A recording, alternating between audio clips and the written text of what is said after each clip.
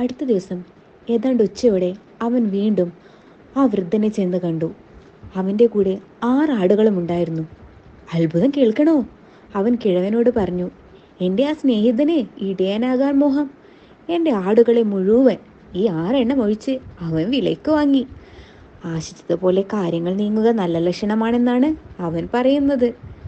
ശരി തന്നെ, അതെപ്പോഴും അങ്ങനെയാണ്, കിഴവൻ പറഞ്ഞു. കാലം അനുകൂലമാണെന്ന് പറയുന്നത് ഇങ്ങനെ വരുമ്പോഴാണ്.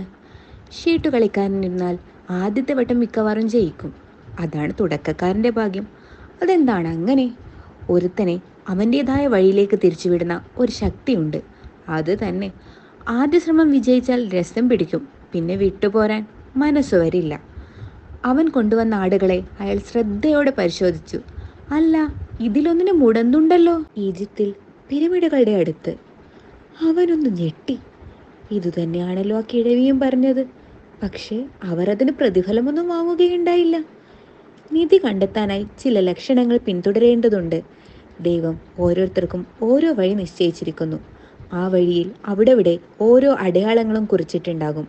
അതാദ്യം തിരിച്ചറിയണം, പിന്നെ യാത്ര എളുപ്പമാകും.